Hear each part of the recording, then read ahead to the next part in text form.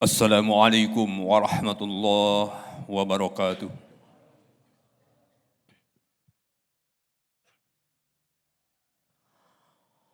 Allahu Akbar, Allahu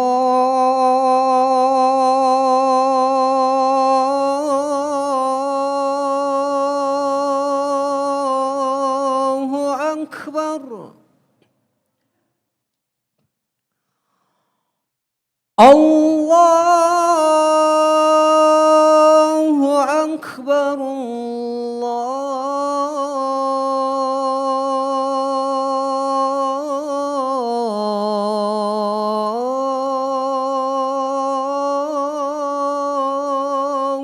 Akbar.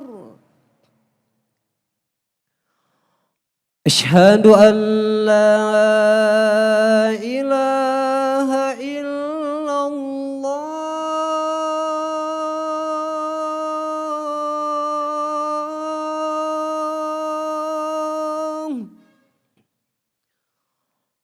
Asyhadu an la ilaha illallah.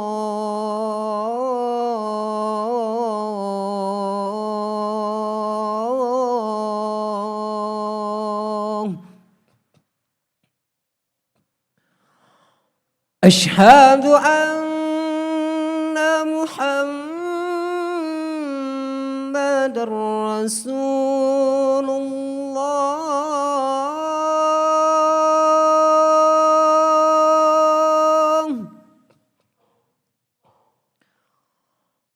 Asyhadu anna Muhammadar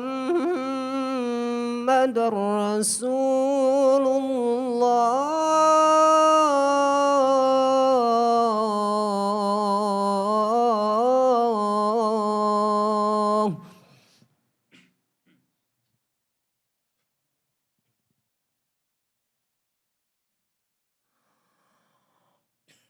Hayya 'alas salah.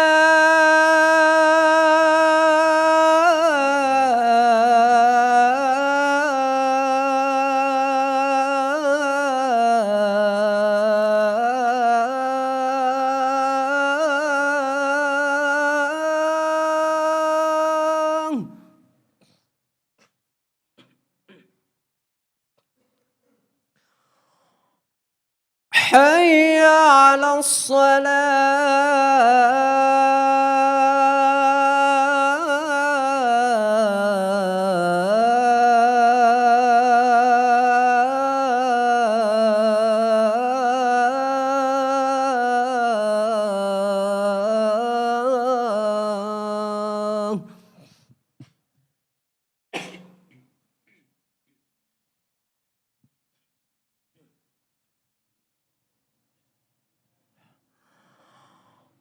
حي على الفلاح.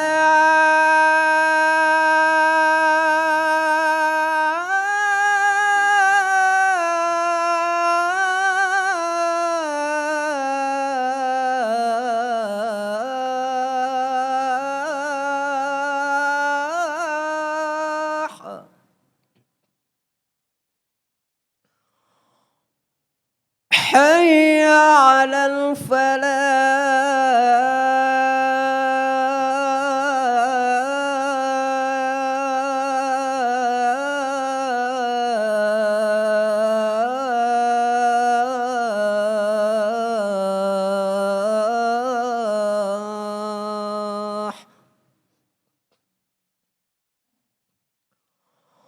الله أكبر،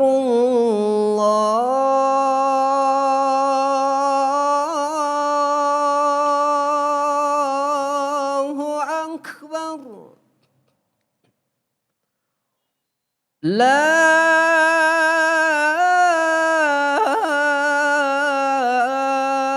إله إلا الله.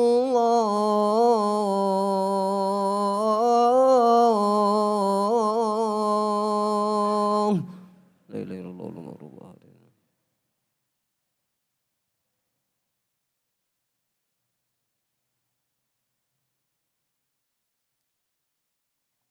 الله. الحمد لله الذي فرض الصلاة على عباده المؤمنين والمؤمنات. أحمده سبحانه وتعالى وأسأله المزيد من فضله في جميع الأوقات. وأشهد أن لا إله إلا الله وحده لا شريك له شهادة تنجي قائلها من المهلكات. وأشهد أن محمدًا عبده ورسوله السيد السادات. اللهم صل وسلم على سيدنا محمد وعلى آله ما دامت الأرض والسماوات. أعوذ بالله من الشيطان الرجيم. بسم الله الرحمن الرحيم. فويل للمصلين الذين هم عن صلاتهم ساهون. أيها الحاضرون، أوصيكم ونفسي بتقوى الله وطاعته لعلكم تفلحون. Hadirin jamaah Jumat yang dimuliakan Allah Subhanahu wa taala. Segenap puji dan rasa syukur hanyalah milik Allah yang telah menghimpun kita di tempat yang mulia ini dalam keadaan sehat walafiat. Semoga ibadah Jumat kita pada siang hari ini benar-benar ibadah yang diterima oleh Allah Subhanahu wa taala. Amin ya Allah ya rabbal alamin. Salawat beserta salam semoga senantiasa terlimpah kepada panutan kita Nabi besar Muhammad sallallahu alaihi wasallam, kepada segenap keluarganya, para sahabatnya dan kepada seluruh umatnya sampai yaumil qiyamah.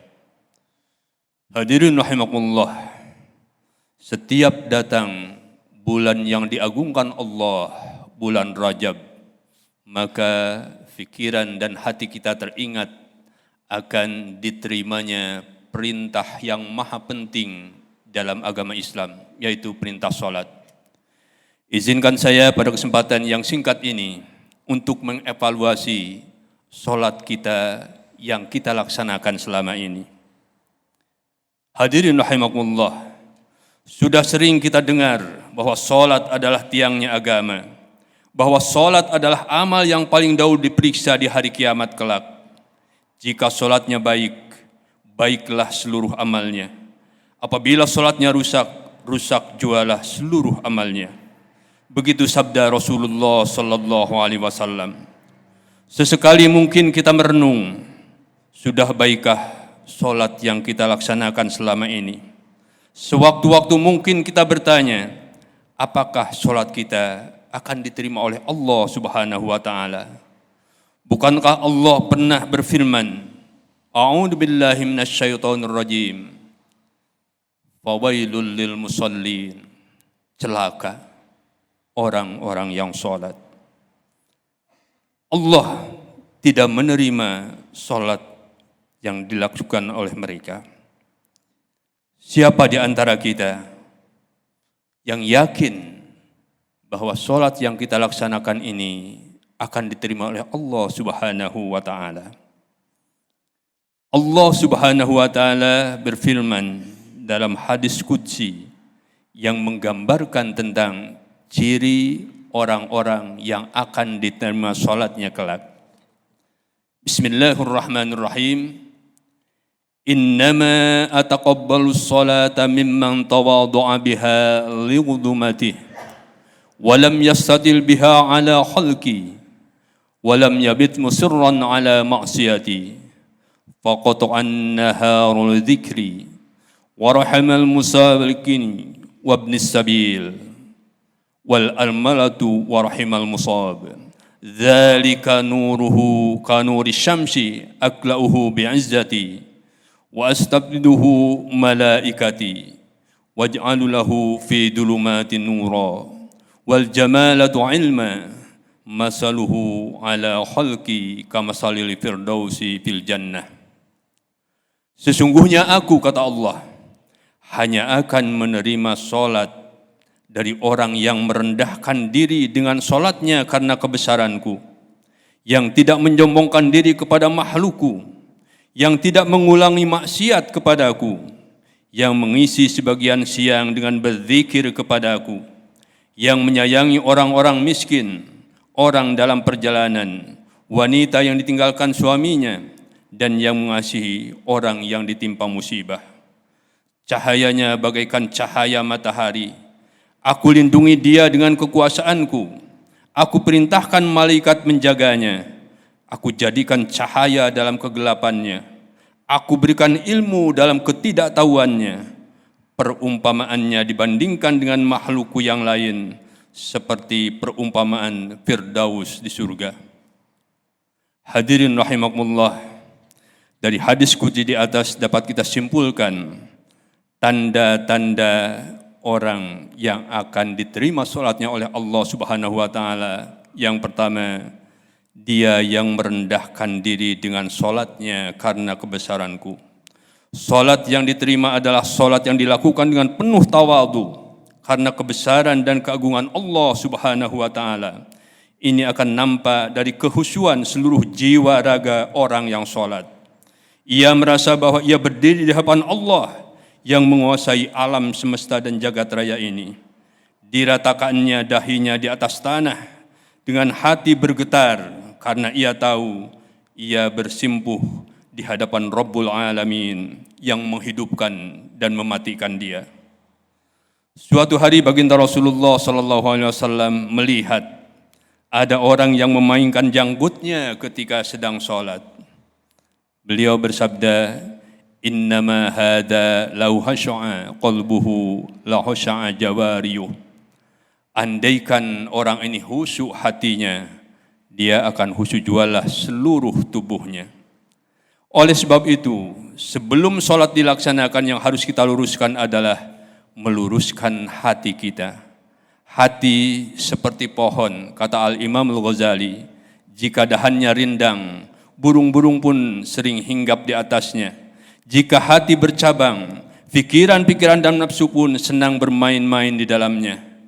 Hadis ini menyatakan bahwa tawadu, merasakan kebesaran Allah Subhanahu wa taala adalah syarat pertama untuk mencapai kekhusyuan salat.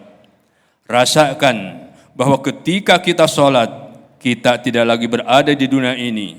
Kita mi'raj menemui zat yang maha besar, Allah Subhanahu wa taala. Rasakan bahwa ketika kita salat, Allah mengawasi gerak-gerik kita, mendengarkan permohonan kita, menyaksikan ruku dan sujud kita. Masukkan ke dalam hati dahsyatnya pertemuan dengan penguasa alam semesta. Putuskan semua cabang hati yang berkaitan dengan dunia. Sebagaimana sabda Rasulullah sallallahu alaihi wasallam, "Sallu salata mawadda'i." Salatlah salat perpisahan. Salatlah salat yang mengucapkan selamat tinggal kepada dunia ini. Kehusyuan tidak akan pernah tercapai jika kecintaan kepada dunia menguasai hati kita. Allah tidak akan terasa kehadirannya ketika kita sedang melaksanakan salat.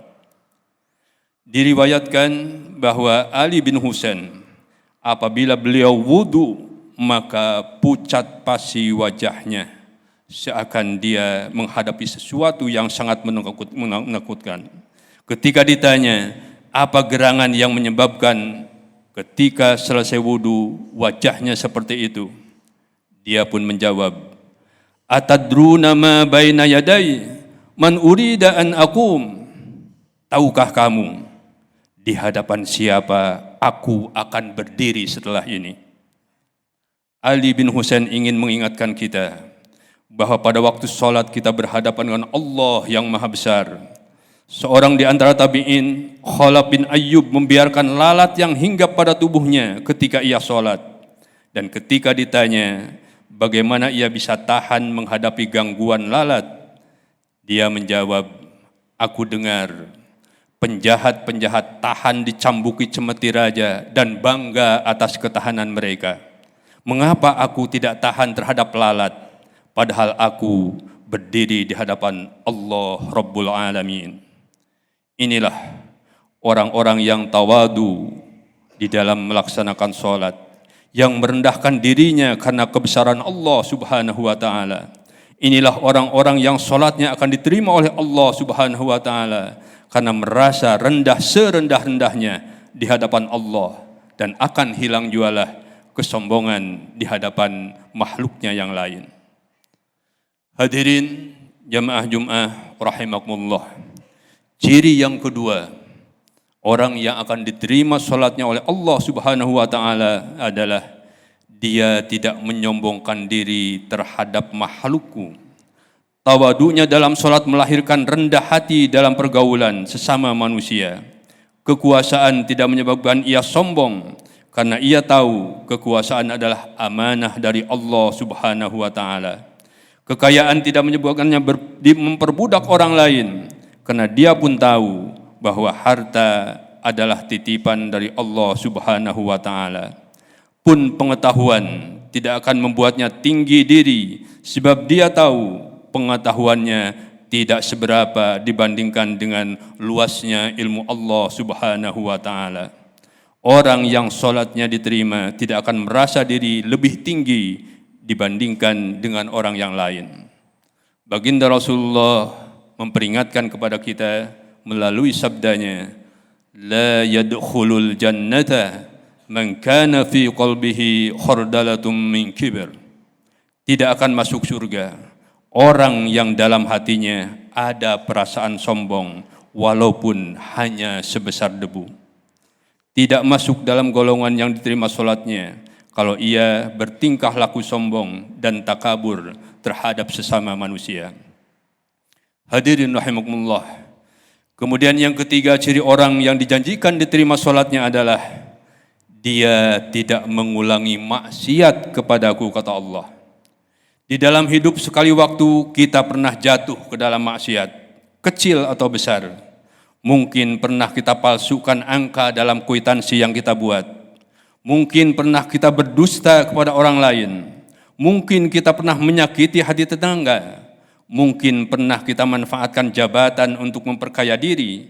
Bahkan mungkin pernah kita menyebabkan orang lain menderita seumur hidupnya karena ulah kita. Sebelum sholat, kenanglah kembali segala kesalahan yang pernah kita lakukan.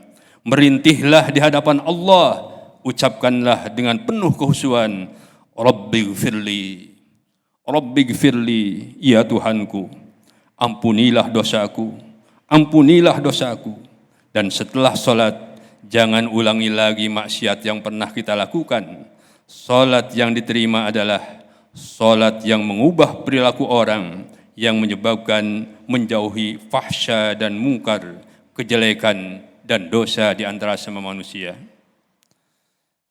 Rasulullah sallallahu alaihi wasallam memperingatkan kepada kita, barang siapa salatnya tidak menyebabkan dia menjauhi kekejian dan kemungkaran, maka salatnya akan menambah dia jauh dari Allah saja. Salatnya bukan menjadi taqarrub, melainkan malah menjadi taba'ud, menjauhkan diri dari Rabbul Alamin. Sebab itu, apabila selesai salat, orang berdusta lagi. Apabila selesai sajadah disimpan, memutar balik angka lagi. Apabila pulang Jumatan, digunakannya jabatan untuk memeras orang lagi. Maka luffat kama yulaqqus sawbul hulqu fayudrabu biha wajhah. Di akhirat, orang tersebut sholatnya akan dilipat seperti pakaian kotor dan dilemparkan ke wajahnya. Na'udzubillahi min dzalik.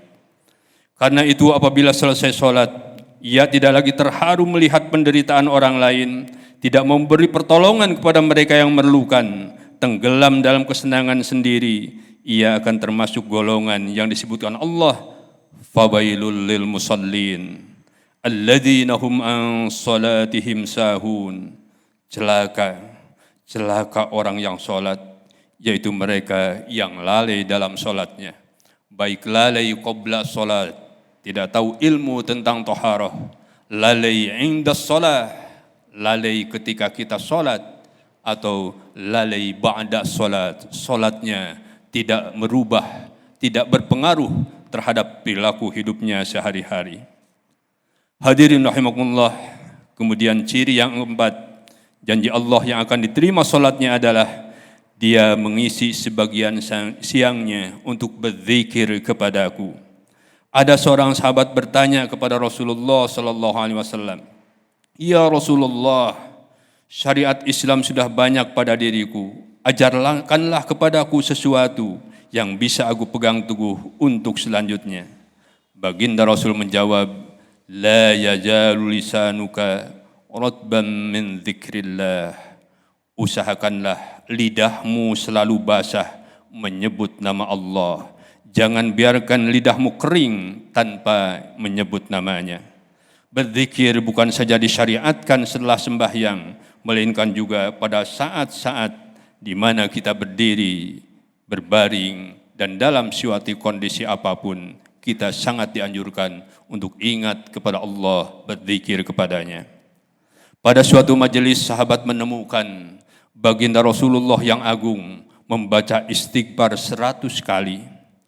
Imam Bukhari mulai kumpulan hadisnya dengan innamal a'malu binniyat dan mengakhirinya dengan hadis, ada dua kalimat yang sangat dicintai oleh Allah, yaitu Ar-Rahman, yang ringan dalam lisan tetapi berat dalam timbangan amal di akhirat kelak, yaitu subhanallah wa bihamdih, subhanallahil azim.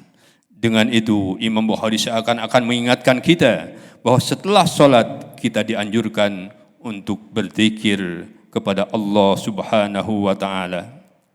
Hadirin jamaah Jum'ah rahimakumullah, yang terakhir, ciri orang yang dijanjikan akan diterima sholatnya oleh Allah Subhanahu wa ta'ala adalah dia menyayangi orang-orang miskin, orang yang dalam perjalanan, wanita yang ditinggalkan suaminya, dan mengasihi orang yang mendapatkan musibah. Salat yang diterima Allah nampak bekasnya dalam kehidupan orang-orang yang melakukannya. Islam bukan saja datang untuk menekan akidah dan ibadah, melainkan juga untuk membela manusia-manusia yang lemah, fakir miskin, orang yang kehabisan bekal, janda yang ditinggalkan suaminya, dan orang-orang yang menderita. Orang kaya yang buat sudut kecil di rumahnya untuk sholat tahajud di malam hari, tidak akan diterima sholatnya jika dia membiarkan tetangganya mati kelaparan. Jika tidak tersentuh hatinya oleh penderitaan orang lain, jika acuh terhadap apa yang dihadapi oleh orang lain, tidak akan masuk surga. Orang yang kenyang, padahal tetangganya kelaparan di sampingnya.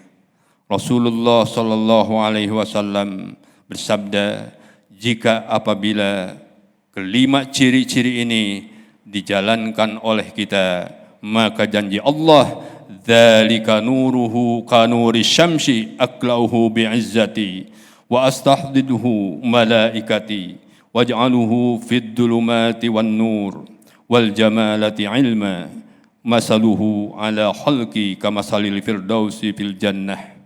Cahayanya bak cahaya matahari. Aku lindungi dia dengan kebesaranku. Aku suruh malaikat untuk menjaganya. Aku berikan cahaya ketika ia dalam kegelapan. Aku berikan ilmu ketika ia kebingungan. Orang semacam itu seperti Firdaus di surganya Allah Subhanahu wa ta'ala. Akhirnya hanya kepada Allah jualah kita berserah diri dan bermunajat serta bermohon. Mudah-mudahan sholat yang selama ini kita laksanakan, walaupun kita akui kelemahan yang kita miliki, kelemahan semangat, kelemahan ilmu, semuanya mudah-mudahan mendapat pintu maaf dari Allah Subhanahu wa ta'ala, dan mudah-mudahan sholat kita diterima olehnya. Amin ya Allah ya Rabbal Alamin. Barakallahu li wa lakum fil Qur'anil azim wa nafa'ani wa iyyakum bima fihi minal ayati wa dzikril hakim. وتقبل مني ومنكم تلاوته إنه هو الغفور الرحيم.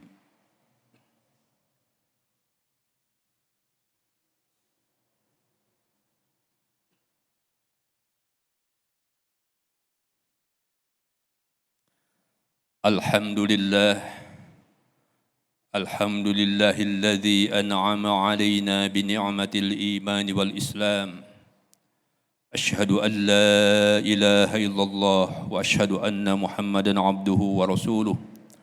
اللهم صل على سيدنا محمد وعلى آل سيدنا محمد كما صليت على سيدنا إبراهيم وعلى آل سيدنا إبراهيم وبارك على سيدنا محمد وعلى آل سيدنا محمد كما باركت على سيدنا إبراهيم وعلى آل سيدنا إبراهيم في العالمين إنك حميد مجيد. قال الله تعالى في كتابه الكريم: أعوذ بالله من الشيطان الرجيم. بسم الله الرحمن الرحيم. إن الله ملائكته يصلون على النبي يا أيها الذين آمنوا صلوا عليه وسلموا تسليما. أيها الناس اتقوا الله حق تقاته ولا تموتن إلا وأنتم مسلمون.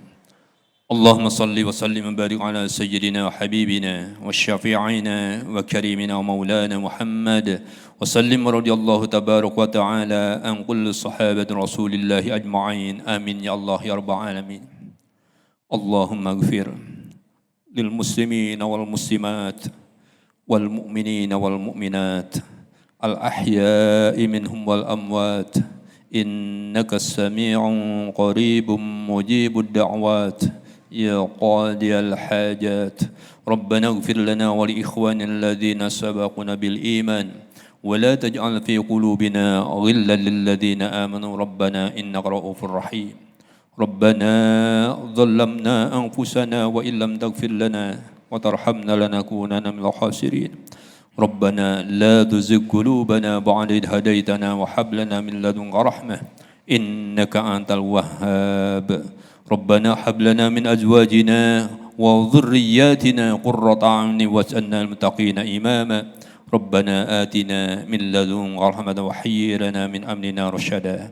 ربنا آتنا في الدنيا حسنة وفي الآخرة حسنة وقنا عذاب النار. عباد الله إن الله يأمركم بالعدل والإحسان وإيتاء ذي القربى وينهى عن الفحشاء والمنكر والبغي يعظكم لعلكم تذكرون ولذكر الله أكبر. أستغفر الله العظيم لي ولكم.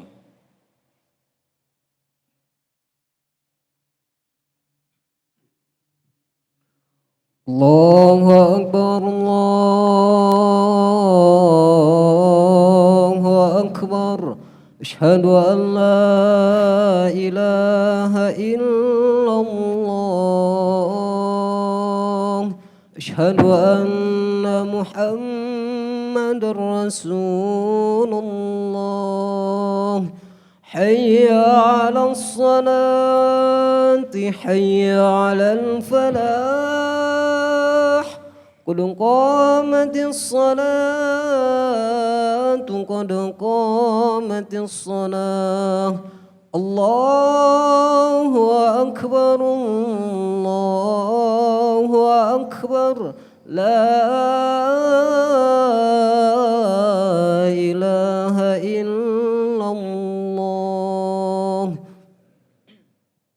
Mohon untuk diluruskan dan dirapatkan sopnya.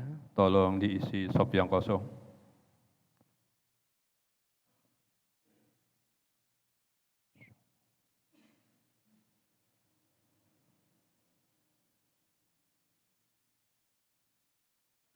Allahu Akbar.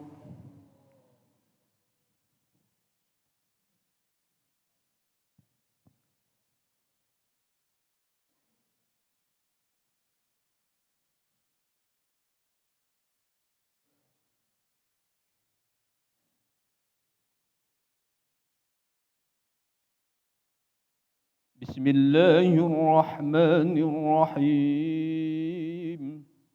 الحمد لله رب العالمين. الرحمن الرحيم. مالك يوم الدين.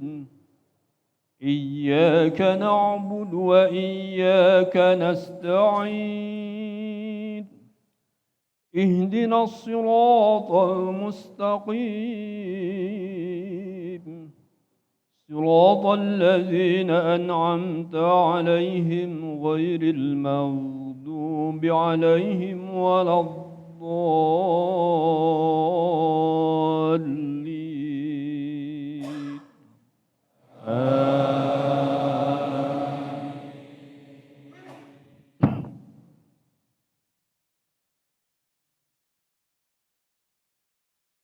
بسم الله الرحمن الرحيم ألم نشرح لك صدرك ووضعنا عنك وزرك الذي أنقض ظهرك ورفعنا لك ذكرك فإن مع العسر يسرا إن مع العسر يسرا فإذا فرغت فانصب وإلى ربك فارغب الله أكبر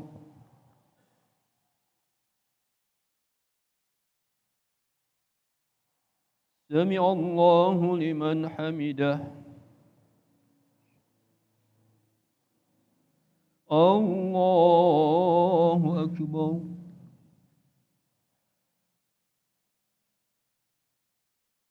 الله أكبر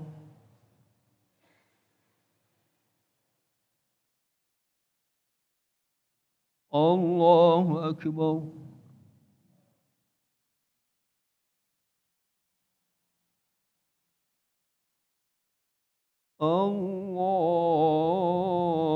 الله أكبر بسم الله الرحمن الرحيم الحمد لله رب العالمين الرحمن الرحيم مالك يوم الدين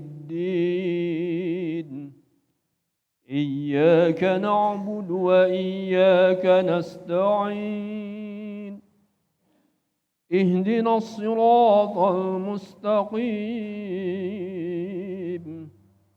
صراط الذين أنعمت عليهم غير المغضوب عليهم ولا الضالين آمين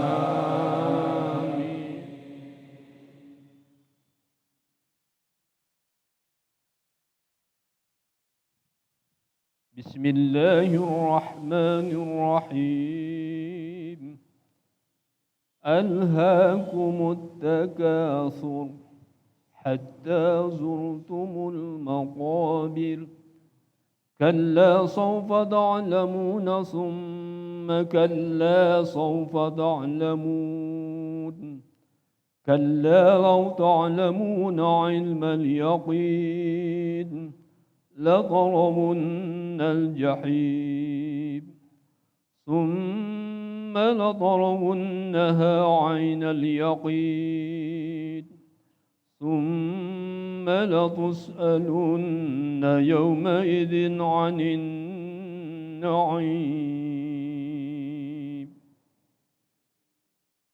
الله أكبر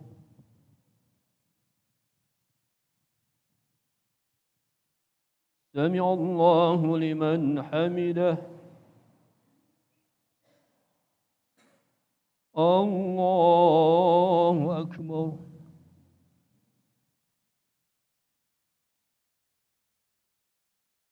الله أكبر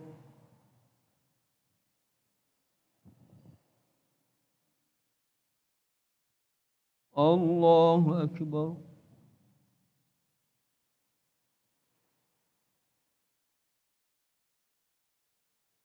الله أكبر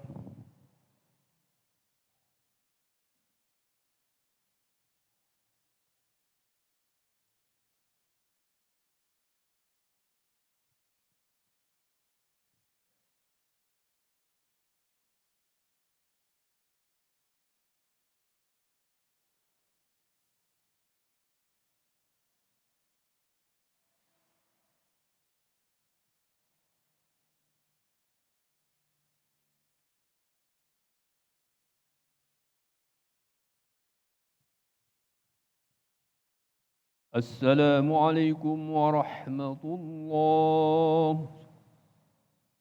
السلام عليكم ورحمة الله. ببركة الفاتحة.